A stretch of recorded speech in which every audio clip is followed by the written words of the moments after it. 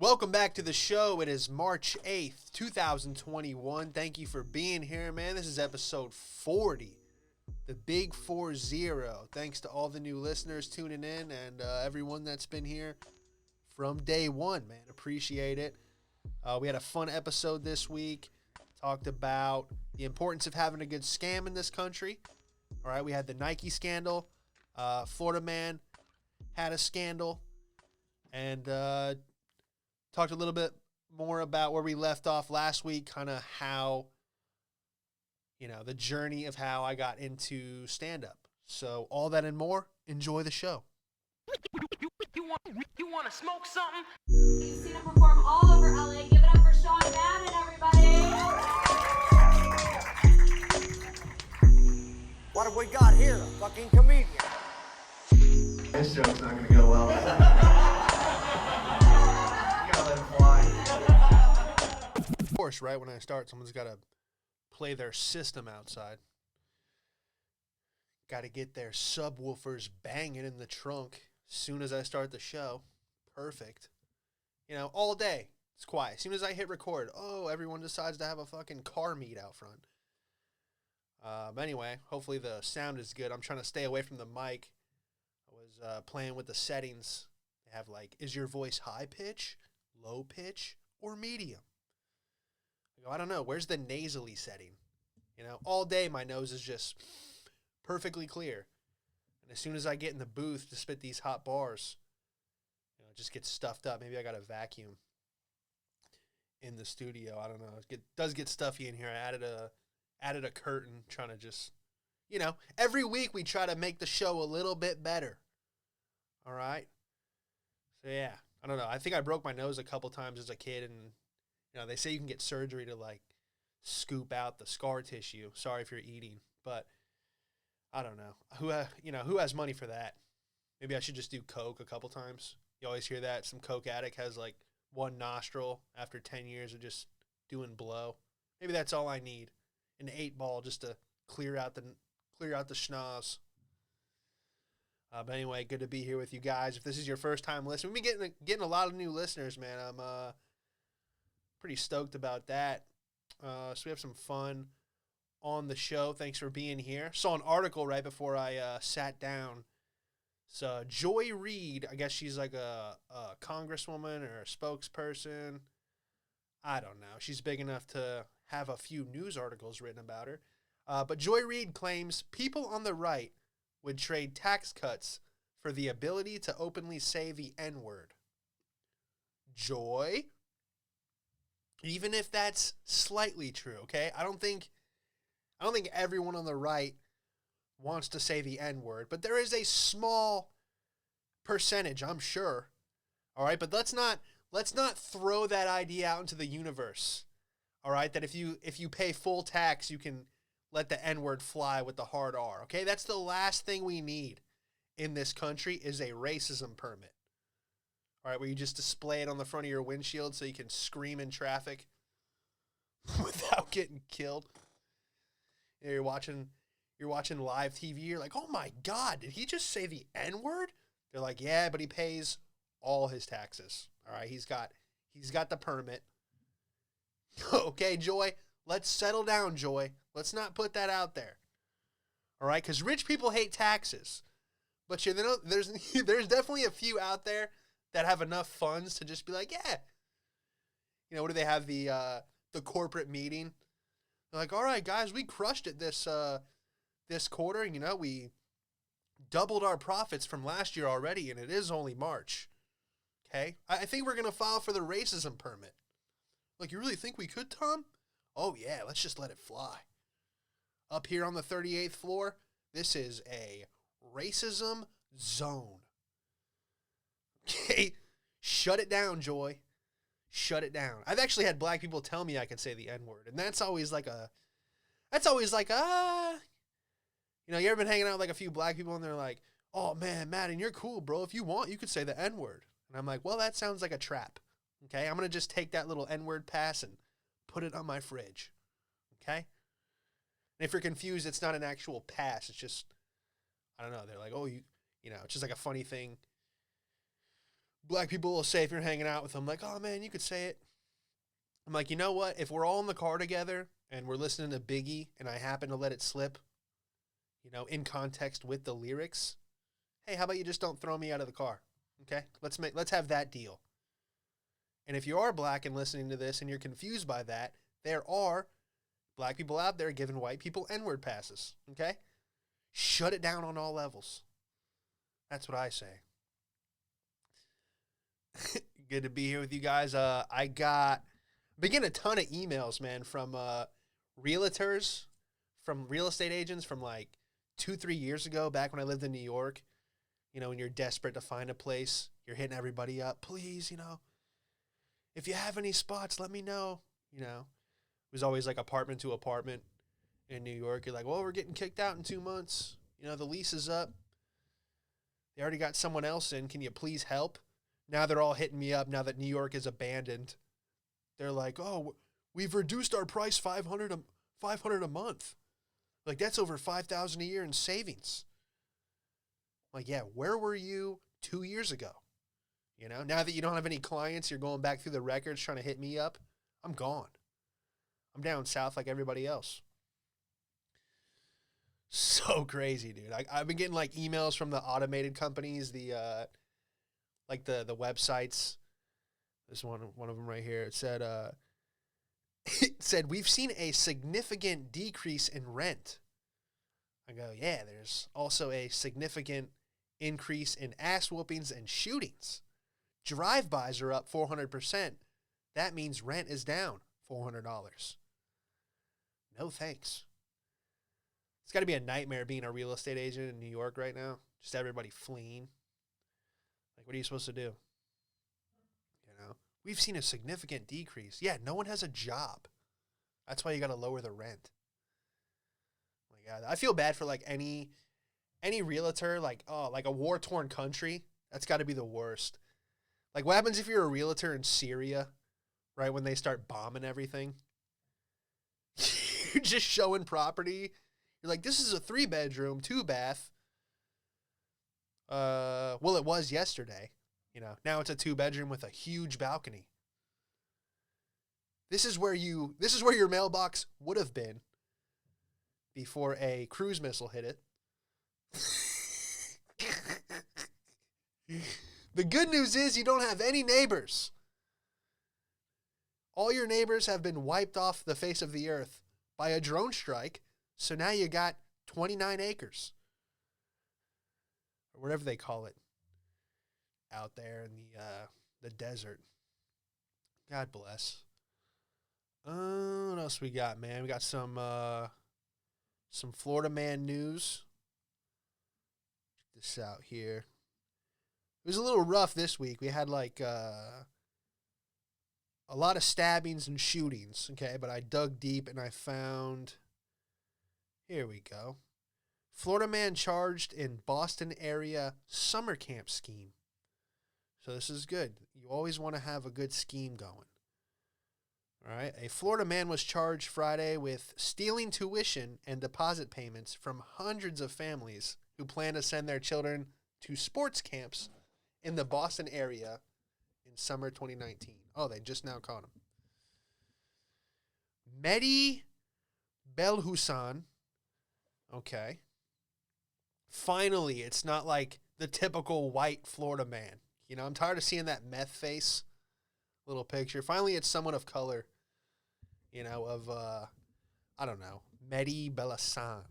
No, it's like, I don't know. Now I'm just throwing out, oh, yeah, I think he's probably from the Middle East. 52 of Tampa. Good. Tampa's a great place to get a scam going. He's charged with wire fraud and aggravated identity theft. Okay. Aggravated identity theft? What are you like for? Give me your ID. You know? Aggravated battery.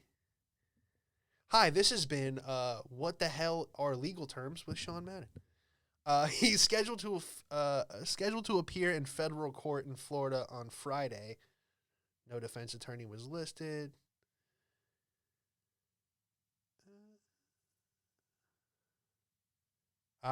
Okay. So he collected tens of thousands of dollars in payments from at least 367 families across the nation, as well as advance payments from an online payment company and a commercial lender, prosecutor said. He used the money on personal expenses, including vacations, trips to casinos, and adult entertainment. Oh, yeah, he was living. You thought you were sending Johnny to soccer camp, but nope, you're buying coke and hookers. He also used a fraudulent contract with one college and forged a college administration signature. If convicted, he faces more than 20 years in prison. All right, well, you know, hopefully in the last 2 years, he's lived, you know, enough of a life to do 20 years. Okay, maybe that was the best 2 years of his life, using freaking little Jimmy's baseball money. That's great, dude. You got to get a good scam going in this country, you know? And what better way than... It's not like those kids were going to go pro anyway. He didn't rob them of anything. Dude, this is so... Oh, man. I love it, dude. I love a good scam. The Nigerians do it the best. Let me see if I can find it. I thought it was fake when I first read it. This dude is the GOAT of online scams. Yep, perfect. This one's the best, dude. A Nigerian scammer sold a fake airport for $242 million. Euros, actually. So this is like 300 million to a bank. So the Nigerians are the best at this.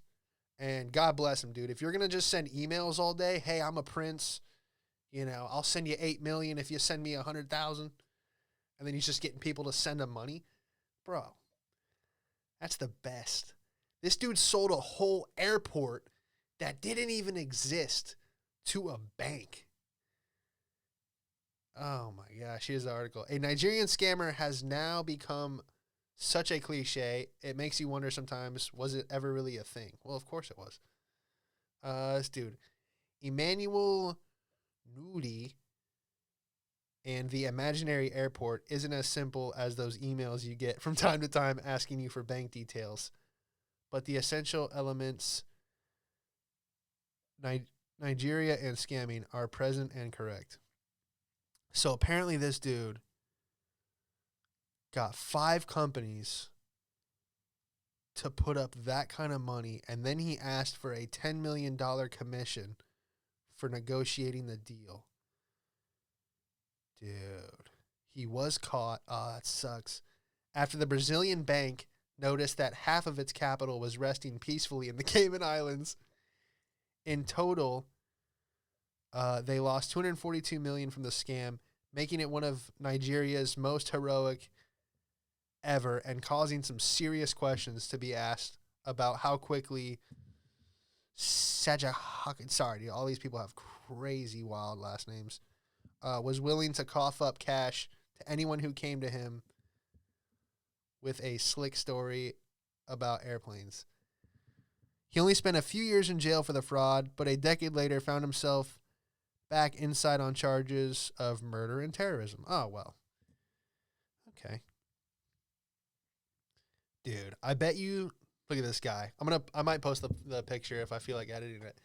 But this dude, he's got the Versace glasses, the bald head, the mustache. Oh, man. Sold a fake airport. There's got to be a poster of him in some, like, shitty, unair-conditioned office of another scammer. They're like, we need to be... Oh, my God. We need to be like Emmanuel. He sold a fake airport. And if you say that's a bad Nigerian accent, well, it was better than the ones on Black Panther. Okay? Dude, you need a good scam. Didn't they just have like a big Nike scam? Wasn't the, oh yeah, dude, the son of Nike, some like executive, she was like the higher up. You guys probably heard about this. He's 19 and he had his mom's credit card and she was like really high up in Nike. And the dude was just buying all the exclusive sneakers that you can't get. Like, oh, they only made, if they say they only made 1,000 pairs of one shoe, the dude bought like 500 of them. with his mom's credit card at Nike and then just resold them on the I don't know, black shoe market, whatever you want to call it. All those apps where people like wait in line and pay way too much money for an exclusive pair. It's like a whole business, dude. You know, if you're not in stocks or anything, people get into sneaker collecting. His mom had to know, right? You can't just run up the credit card. She had to be in on it. You know, but anyway, she got fired. But yeah, I mean, how did she not know? Was the credit card, I mean, are you just that much, are you balling that hard where you're just like, all right, you know, I didn't notice the $400,000 credit card bill that my son ran up. Holy shit. Yeah. And apparently like all the sneakerheads, all the hype beasts lost their minds. You know, I love that. Especially someone in like their late 30s, early 40s that's like super into sneakers. You know, like, oh, these are the retro threes. I'm like, hey, do you know where your kids are? Okay. Anyone who's like really into sneakers that, you know, owns a car, it's just weird to me. But everybody has their thing, you know. Maybe I should get into sneakers. Okay, maybe I should stop going down these rabbit holes of, you know, what the hell the coronavirus really is.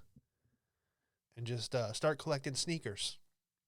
Start making vlogs. Yeah, this is the, you know, this is dead stock. I love that. People have the dead stocks. I don't ever wear these, bro. I'm going to resell them in like 20 years. What? All right. You going to live 20 years or are you going to get stabbed in line at Supreme waiting for the next drop? I don't know, dude. Good for that kid, though, man. 19 running a big scam. When I was 19, I was getting scammed. I moved to Orlando with Chip. Oh, we talked about last week, if you didn't listen, kind of how people ask me all the time, how do you get into comedy? I want to get into comedy. And I always tell people, I go, hey, do you have a solid career? Yes. Does your family love you? Yes. Can you pay rent on time? Yes. Okay, then don't get into comedy, Playboy. Keep doing what you're doing. All right? Not to discourage anybody, but if you, you know, if things are going well for you, it's not something you want to just hop into. Okay? Probably don't have any good material anyway if your life is running smoothly. So yeah, when I was 19, I was just in get out of the house mode. You know, I wanted to go anywhere. And my buddy Chip comes up to me. He's like, hey, man, I think he had just graduated Bible college or whatever, you know. He was in, a few people were in that route. And he's like, hey, do you want to go start I'm going to go start this church in Orlando. And I'm like, sounds good. Let's go. You know, I was just anything to, you know, get out of the house. And, you know, I remember I was still selling alarms. I just started selling them in Orlando. And then every Sunday I'd go down and I'd help out at the church, you know, set up and then do the tear down. It was at the high school at the time. So everyone had to, you know, kind of pitch in and like fold the chairs up and wheel them out to the trailer because you weren't allowed to have everything at the high school because come Monday, you know, you can't have all your church stuff in the way. So I was doing that, man, and I was still slinging alarms, but I just wasn't happy where I was. And I wasn't going to work for the church either. That was the thing. It's like all these kids were just like, oh, you know, I wish we got paid more at the church. They were making like $200 a week. You know, meanwhile, the pastor's wearing Yeezys and like Louis Vuitton suits, you know, making all the money. So I was just, you know, I'll still go every now and then, but you kind of just see it for what it is. You know, you're like, if you're not the preacher, you ain't making money. You know what I'm saying? I would love to have a mega church one day. Just come out. God has not forgotten about you. Put something in the plate. You guys know I love mega church. I wish they still had that show on. I'm going to go watch some reruns after this. Rich Preachers. But yeah, I just couldn't fit in, dude. All those kids, man. I don't know. Not that I'm Barney badass, dude, but these kids were just soft. And I just couldn't, like, really make friends with any of them. And then I got a call from a guy I used to work with who was doing solar energy. He was selling solar, and he's like, hey, man, I got us a good opportunity. You know, I was just up in my room. He called me out of nowhere. He's like, hey, I got a good opportunity. We're going to go to Hawaii. We're going to sell solar. And he's like, they pay 20 grand. As soon as you get out there, they give you 20 grand as like a relocation bonus. And he's like, sound good? And I think by the time he said sound good, I was already in Georgia or Alabama because I was gone, dude. I was zipping up my suitcase as he was talking. He's like, they're going to pay us 20 grand. Zip, zip, zip. You know, and I just, I ended up going, man. I just left everything. I had a 2003 Saturn. I didn't even think it was going to make it there. You know, because we were gonna go to San Francisco. It was 2 weeks in San Francisco for training, and then you ship your car from there to Hawaii, and you fly out there, and that's where you would work. You'd sell solar in Hawaii. And my thought at the time was, hey, even if all else fails, I'm homeless in Hawaii. Okay, can't be that bad. I will spend the rest of my life on that island. I will get a surfboard, and I will live in the Saturn. Who gives a shit? You know, so I drove across the country, 19. I didn't even have gas to get out there. I remember my buddy, I was trying to get him to go. I'm like, man, they're paying 20 grand. Let's go. Let's just go. And his mom wouldn't let him. And he's like, bro, but I want you to go out there. So he gave me his gas card, his Shell card that his mom had got him.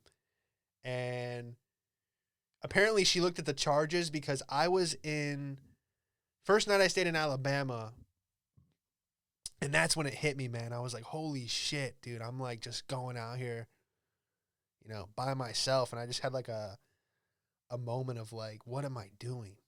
You know? But I just hated the situation that I was in, and I was in the mode of just get out, get out, get out. So his mom ended up like shutting the card off. I remember this, I was in Houston, Texas, and the card wasn't working. And so I think I had like $30 left. The guy that actually recruited me ended up like Venmoing me or whatever it was at the time. I think I might have gave him my banking information. He put like $100 in there just to get me out there and gas. And I just had a hotel. I had a hotel every night. So first night, I'm trying to remember the route. I drove across the country so many times. Trying to remember that first route that I took, but it was I think it was Mobile, Alabama the first night. I think San Antonio, Texas the next night, and then I had to go up. This was like it's all coming back to me. So I was in Texas, and then the third night I was supposed to stay in Southern California. And then I was going to take the PCH all the way up because I heard it was like the coolest road. But the hotel, I didn't have a credit card at the last hotel in California. And they were like, oh, you can't stay here. You don't have your card or whatever. So then I ended up driving 17 hours. So I went from Texas, Southern California. They didn't let me stay at the hotel. So I just said, fuck it. And I just drove all night. You know, missed the beauty of California and just drove all night up to the hotel where we were, you know, where they had set up for us for training. But dude, I remember I first entered California. I stopped at this like shitty gas station in the middle of nowhere, and a guy with like a blacked out car. It's got like the black tinted windows, you know, black paint, black rims. So it's like completely blacked out. This was a whited out Escalade. So it had the white rims, you know, the white paint, just a clear, like, you know, I'm selling drugs. And as I come out, I don't know, I had like a protein bar and a water, and I'm pumping gas, and he comes up to me and he goes, hey, white boy. He's like, I know you like the pills. He goes, I got everything. I got Xanax, Percocet. I'm like, nah, you know, Wrong white guy. Sorry. You know, not really into the pills. But thanks. I always remember that guy. Yo, white guy, I know you like them pills, white boy. And I just remember, I'm like, everything was so new, you know, you're on your own. And anyway, man, yeah, I ended up driving all night, got to the hotel, and yeah, I ended up just starting training. So here I am. It was Solar City, so it was Elon Musk's company at the time. Now it's Tesla Solar. But I just remember going from like this small town in Florida, you know, just like cows and then going through all this shit, and then now I'm sitting in an office, you know, and Elon Musk is walking by, and I'm just like, what the what is life, you know? It's just so weird. But I think I'm gonna leave it right there, man. You know, I'm trying to keep these episodes like around 30 minutes. We went a little longer last time, but yeah, we'll continue that story later on, man. Thank you for listening. We will leave off that I am in San Francisco.